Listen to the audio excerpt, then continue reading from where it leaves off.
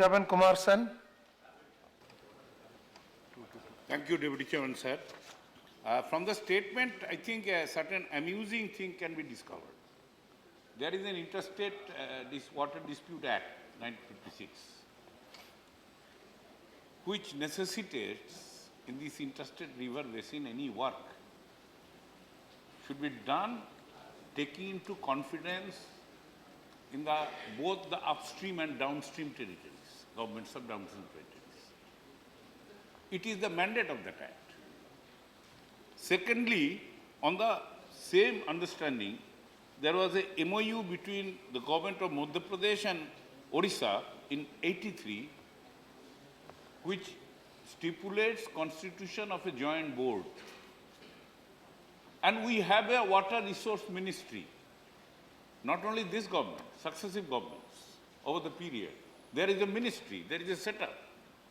But these basic requirements, it is amazing. Till now that joint board as per the '83 MOU was not constituted. What ministries are doing? Successive ministry, I don't only say to this ministry. It is '83 MOU. What they are doing? And this kind of inaction, sometimes maybe deliberate inaction on political reason, is giving rise to a situation where the whole integrity of a state, of a federal character like us, are getting disturbed. And only slogan of cooperative federalism cannot take us to any solution. I could not understand how, despite there being this specific MOU, and I think government is aware of that, it is as per government statement, how could barrage making, 3-4 barrage making has started and almost in the verge of completion in the Chhattisgarh side on Mahanadi? What the central ministry is doing so far? They should have gone a exercise at least bringing both the state governments together to discuss and find a solution. Solution has to be found out. What they are doing so far? I think these basic issues need to be clarified, if this issue is to be clarified. Secondly, the similar problem is there throughout the country in some other river, as my colleague has mentioned, that there is a problem upstream and downstream states when in the matter of water sharing.